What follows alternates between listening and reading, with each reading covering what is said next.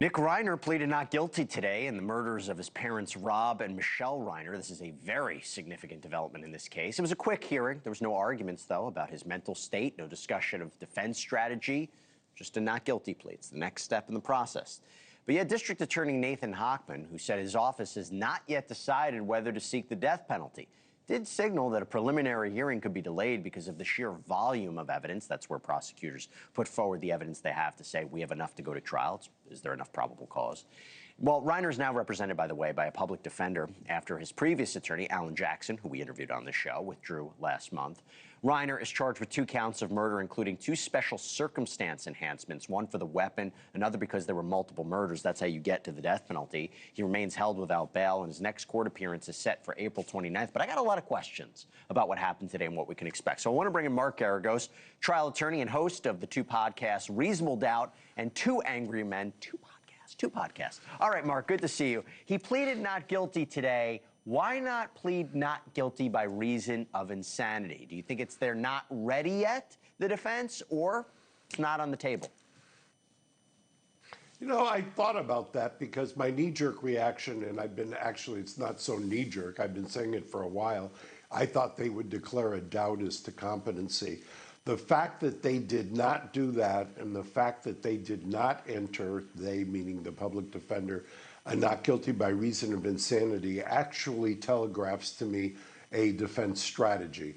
I think either the not guilty by reason of insanity or declaring a doubt as to his competency would have opened him up to being examined by a court-appointed psychiatrist that would have been, at least in one case, at the prosecution's beck and call. I think what they want is, because of the pure volume of discovery you just talked about, and also you heard today that they said they withdrew subpoena duces tecums. That's a subpoena calling for documents.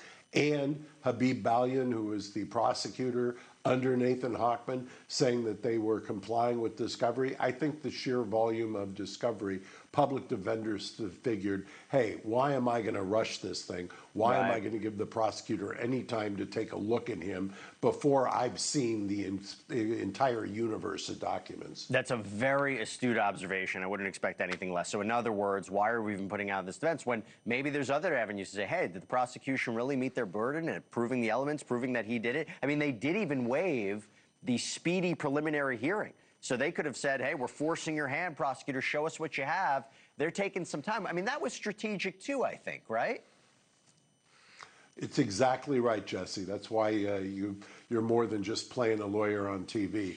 By waiving your speedy preliminary hearing, and it's not really all that speedy when you think about it, but it is a right that you have.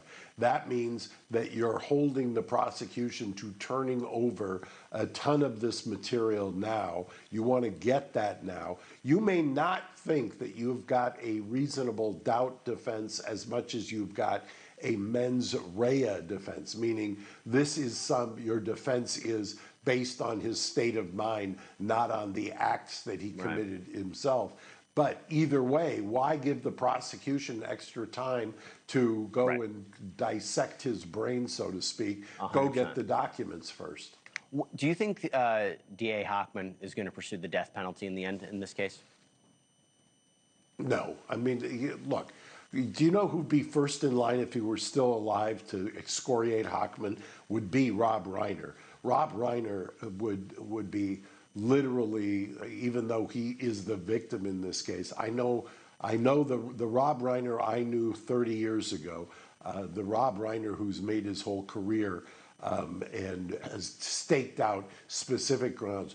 Anybody who's ever dealt with a child who's got issues, anybody who's ever dealt with a family member who has these kind of mental health challenges, even in this horrific situation, even if he were the guilty party, the last thing the parent would want is the death penalty for their child. That's a fair assessment. You heard a lot about Conan O'Brien's party, right? The night before the killings. Nick was reportedly interrupting guests, asking them, are you famous? Got apparently into a fight with Rob, his father.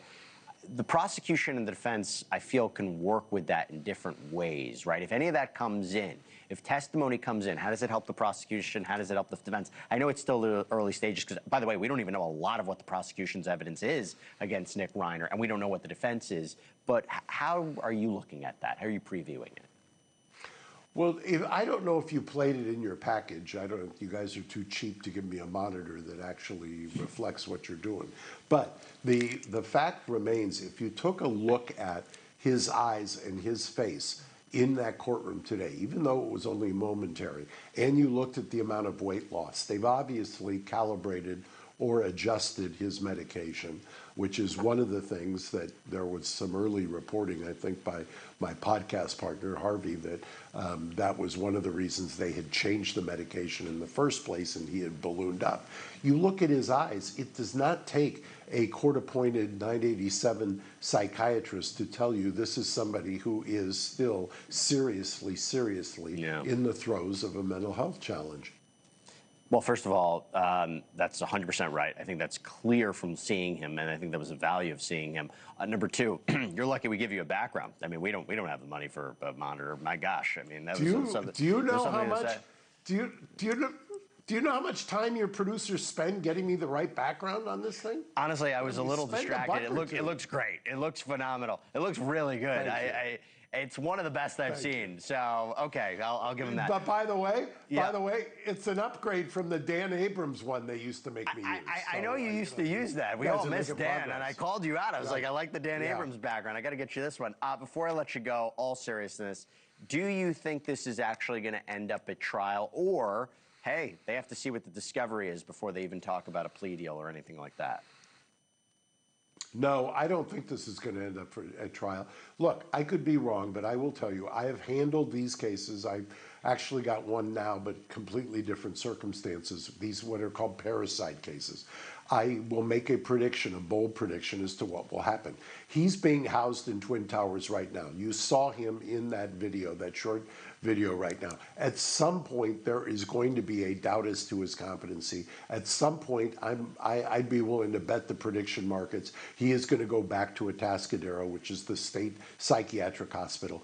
They will get him grounded. They will get him calibrated. Then what will happen? He'll come right back to Twin Towers. He will dissemble and disintegrate again, and then we'll be right back into it. I've had one of these cases. In fact, I talked to the DA just recently on the other case. The guy still hasn't gone to trial, and it's 12 years later. You might be 100% right about what's happening here. Mark Geragos, thank you so much. Appreciate it. Can't wait to see your background next time, but always appreciate you staying up late for me. Thanks. Thank you for watching. Subscribe below and download our NewsNation app right now on your phone, and you will get fact-based, unbiased news for all Americans.